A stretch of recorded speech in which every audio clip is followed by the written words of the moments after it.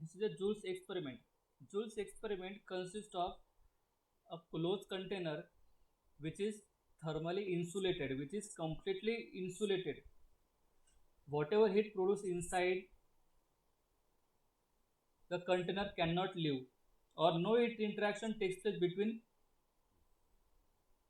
container and surrounding. Consider this container as a system, and everything outside is a surrounding. Means there is no heat interaction between system and surrounding.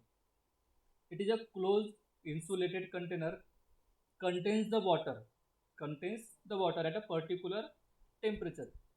One thermometer is immersed in it to measure the change of temperature.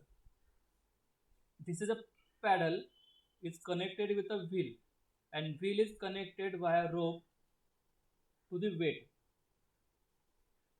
through a pulley. When this weight moves up and down, this wheel rotates. This wheel rotates, and this wheel rotates the paddle. Consider weight is initially at this point and nothing is rotating over here. And the temperature of water, the initial temperature of water is recorded by the thermometer.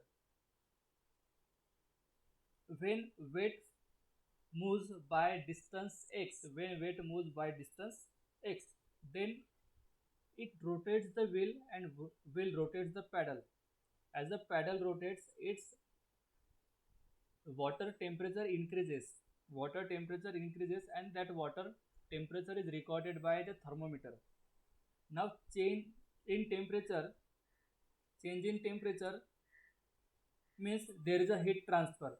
From this we can say that fall of weight is nothing but a work supplied, and work supplied is converted into heat transfer.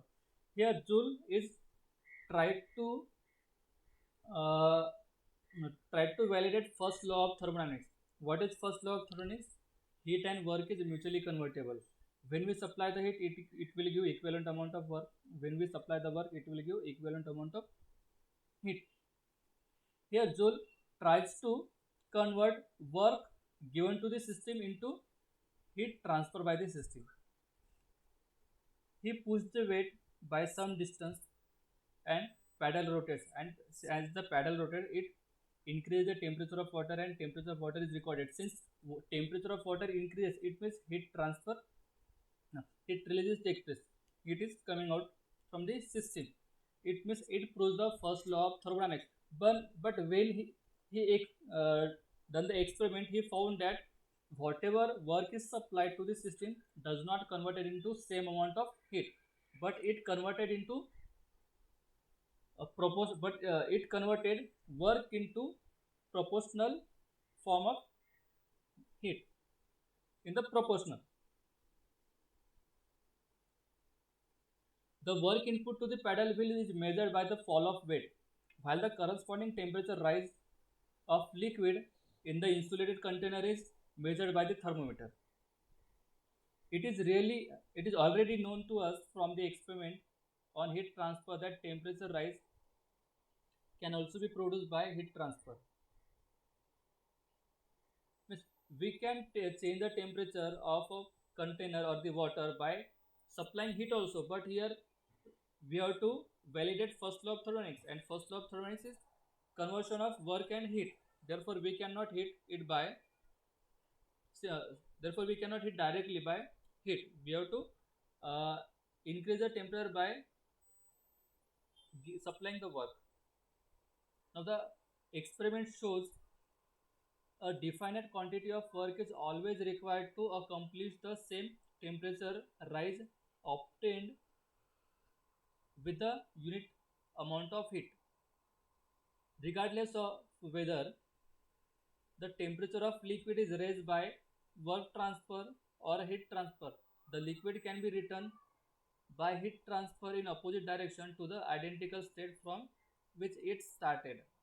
The above result leads to the inference that work and heat are different form of something more general, which are called as energy. This is called as energy.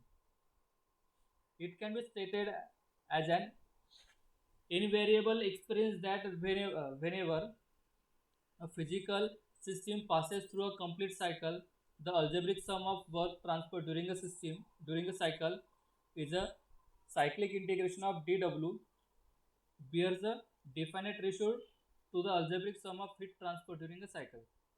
Therefore, cyclic integration of dq, this may be expressed by the equation cyclic integration of dw is equal to j into cyclic integration of dq. It means whatever work is supplied is converted into heat in some proportion, and that proportionality constant is J. Suppose 10 joule of work is supplied and 8 joule of heat is converted. Then this J is zero point 0.8. The value of this J is 0.8. Where J is a proportionality constant and known as a mechanical equivalent of heat in SI unit, the unit of J is unity, that is 1 Newton meter per joule. The unit is written as 1 Newton meter per joule. Actually, Newton meter is itself a joule and divided by joule. Okay, the means we can say it is a unity, therefore it doesn't carry any unit, but we can write as Newton meter per joule.